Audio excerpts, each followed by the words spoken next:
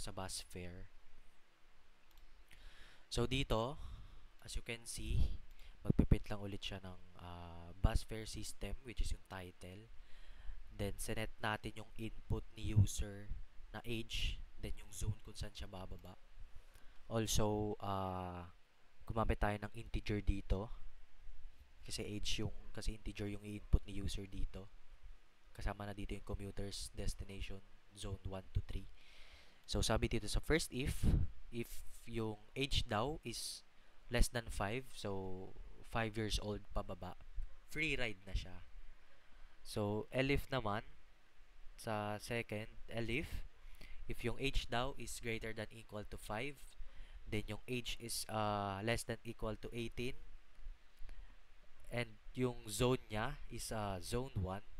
Yung zone 1 kasi, ang fare nito dito, makikita nyo, is 20 pesos. So, sabi dito, if yung age niya is equals to 5 pataas, then yung age niya is 18, equals to 18 pababa, then zone 1 yung pinili niya, meron siyang discount na 50%. So, dito sa second elif natin, if yung age naman daw na nagko-consist siya as nagko-consist siya ng age is greater than 60 and nasa zone 1 din, yung pinili ni user is equals to zone 1, yung amount ng zone 1 is ganun pa rin, is 20 pesos. 20 pesos. So, ayun sa ba yung phone? Ayun. Search sana natin yan. 20 pesos. Itong mga senior citizen na to na 60 and above, meron silang 30% discount sa fare. So, dito naman sa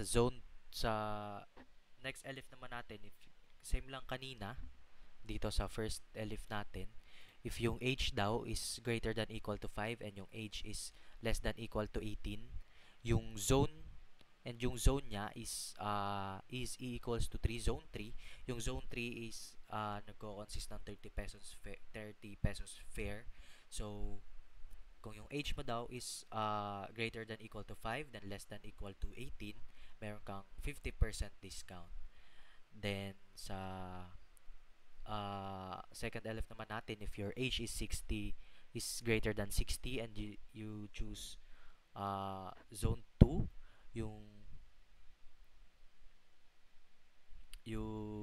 hindi, mali ito dapat zone 3 to sorry, yon zone 3, piprint niya lang yung zone 3, yung fare minimum niya is 30 pesos, then meron siyang 30 pesos discount ulit.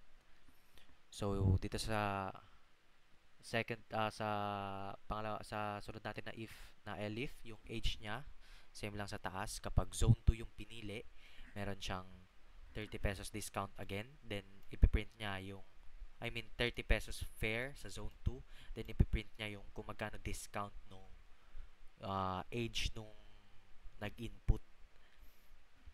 So dito sa last natin, kapag ang in-input mo naman is age greater than 60 and nasa zone 2 ka, mag-fare siya ng 20 pesos discount, which is syempre 60 may discount na to dahil senior citizen nga. Yung zone 2 niya magiging 20 pesos. 20 pesos yung fare ng zone 2, then may 30 pesos 30% discount ka ulit. Else, papasok lang yung else kapag hindi ka umabot doon sa discount na hinihingi nitong system. Kailangan mong bayaran yung full fare ng transpo. So, let's try. Sabi dito, 5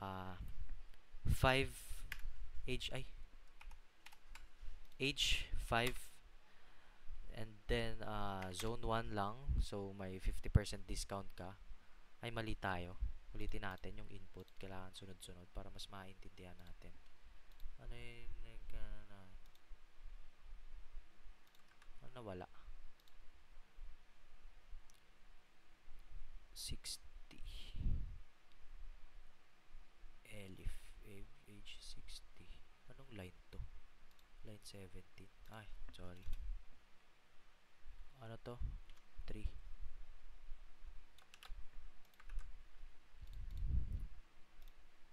Lang, gulo eh. Ito natin. Ito, free ride to kasi age 5 pababa. So, lagyan natin 3. Then, sabihin na natin nasa zone 3 siya. Free ride lang siya. Kasi, ang importante naman dito is yung age limit nung ah, pasahero. So, tatry natin dito. Sabi dito, sa pangalawang if, kukunin natin tong 50% discount dito sa zone 1. So, let's type the age of is 17. Then, let's try zone 2. Yun, may zone 2, print niya rin dito yung minimum, yung transpo fare, then meron siyang 50% discount. Then, try naman natin makuha yung 30 pesos discount I mean 30% discount sa senior. Sabihin na nating 67 ka na, gurang ka na. Tapos pumunta ka pang zone 3, napakalayo. Yun, so meron kang 30% discount sa bus fare. So, yun.